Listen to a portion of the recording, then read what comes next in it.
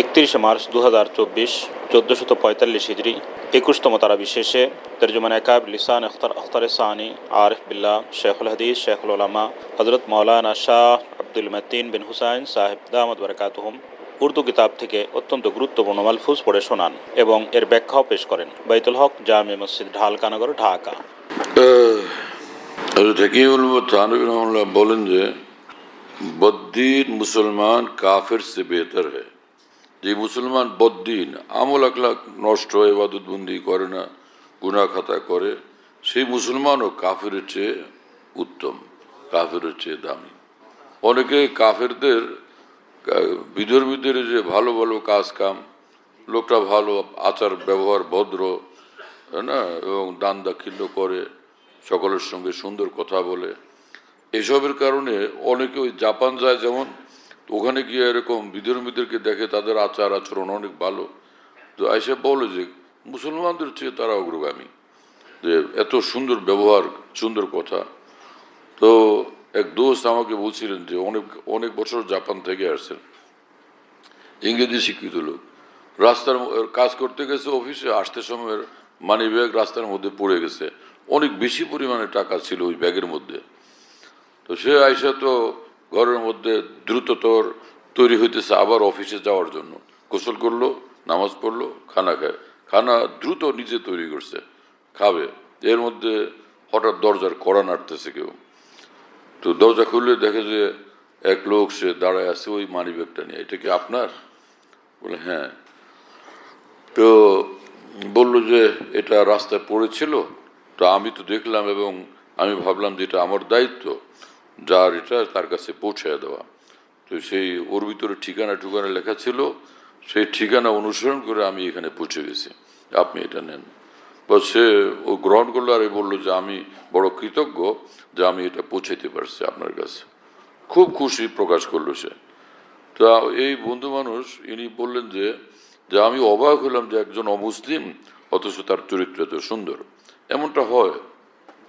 রাসূলুল্লাহ সাল্লাল্লাহু আলাইহি ওয়াসাল্লাম বলছেন, খিয়ারুকুম ফিল ইসলাম খিয়ারুকুম ফিল জাহিলিয়াত খিয়ারুকুম ফিল ইসলাম, যে জাহেলি যুগে, ইসলাম গ্রহণের পূর্ব যুগে যারা ভালো মানুষ ছিল, চরিত্রের দিক থেকে বিভিন্ন এরকম মানবিক গুণাবলীতে অগ্রগামী ছিল, ইসলাম গ্রহণ করার পরে সেই উত্তম গুণাবলীর অভ্যাস তো তার মধ্যে থাকে, চর্চা থাকে, সে সকলের চেয়ে একদম আগে চলে যায়।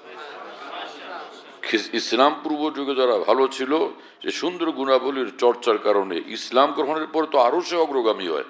তো সে ওই আগে থেকেই সুন্দর গুণাবলী তো ছিল, ইসলাম গ্রহণের পর তার পিছনের সব গুণা মাফ হয়ে গেল, এখন সে সকলের চেয়ে অগ্রগামী হয়ে যায়, তাই না? এই জন্য এরকম বাহ্যিকভাবে কাফেরদের মধ্যে ভালো ভালো গুণাবলী থাকতে পারে, কিন্তু যে কোনো একটা ভালো গুণ, এটা আল্লাহর নজরে গ্রহণযোগ্য হওয়ার জন্য শর্ত হলো ঈমান থাকা এবং মুসলমান হওয়া। ওই দেশের নাগরিক না, কোনোভাবে দেশের নাগরিক না, সে কোত্থেকে এসে ঢুকছে ভিসা ছাড়া, ধরা পড়লে কথা বলে খুব সুন্দর, অত্যন্ত ভদ্র, কি চমৎকার ব্যবহার, তাই বললে কি তাকে ছাড় দিবে সরকার? যে যেহেতু ওনার ব্যবহার খুব ভালো, তাহলে ওনাকে ছেড়ে দাও, যে ভিসা ছাড়া। এরকম হলে তো সারা দুনিয়া যাদের ভালো ব্যবহার, তো তারা আইসা ভিসা ছাড়া ঢুকতে শুরু করবে, তো দেশে তো অশান্তি তৈরি হবে, বিশৃঙ্খলা তৈরি হবে না। তো সঠিকভাবে আইনের অধীনে তার আসা জরুরি ছিল, অথবা আমাদের দেশের নাগরিক। আরেকটা উদাহরণ হলো যে এক লোক এমনি সরকারের বিদ্রোহী, রাষ্ট্রদ্রোহী, কিন্তু তার চরিত্র ভালো, এমনি কথাবার্তা খুব ব্যবহার ভালো, বিধবাদের সাহায্য করে, গরিবদের সাহায্য করে, হাসপাতালে গিয়ে রুগীদের সাহায্য করে, কিন্তু সে রাষ্ট্রদ্রোহী। তো এর কোনো ছাড় আছে, কোনো রক্ষা আছে ওই জালেমের? যারা কাফের তারা খোদাদ্রোহী, যারা কাফের এরা সব খোদাদ্রোহী। এই জন্য হাজার ভালো হওয়া সত্ত্বেও সেই ভালোগুলো তার সাথে ভালো বটে, কিন্তু জান্নাতের গেট খোলার জন্য এই ভালো যথেষ্ট নয়। এর জন্য দরকার হলো ভিতরে ঈমান থাকা, ইসলাম থাকা। তো একজন মুসলমানের জীবনে সব কিছু ভুল ত্রুটি থাকতে পারে, কিন্তু ঈমান থাকার কারণে সে বড় মানুষ, তাই না? সে কিয়ামতের ময়দানে হাজির হবে যে ঈমানের সার্টিফিকেটের কারণে, যদিও হয়তো বা তার অন্যান্য ভুল ত্রুটির কারণে সাময়িকভাবে কয়েকদিন জেলে হয়তো বা থাকলো, কিন্তু ঈমানের সার্টিফিকেট সঙ্গে থাকার কারণে নিশ্চয়ই সে জান্নাতে প্রবেশ করবে। আর সবচেয়ে নিকৃষ্ট মুসলমানের জান্নাত এই দুনিয়ার 10 দুনিয়ার সমান। এত বড় মানুষটাকে ছোট হিসাব করা সঠিক কিভাবে? অতএব সে বড় মানুষ। সব কাফেরের চেয়ে একজন মুসলমানের দাম বেশি। দুনিয়ার সব কাফেরের চেয়ে একজন মুসলমান আল্লাহ পাকের নিকট দামি বেশি। এজন্য দ্বীন ঈমান ইসলামের কদর করার আল্লাহ আমাদের তৌফিক দেন। চলো ভাই,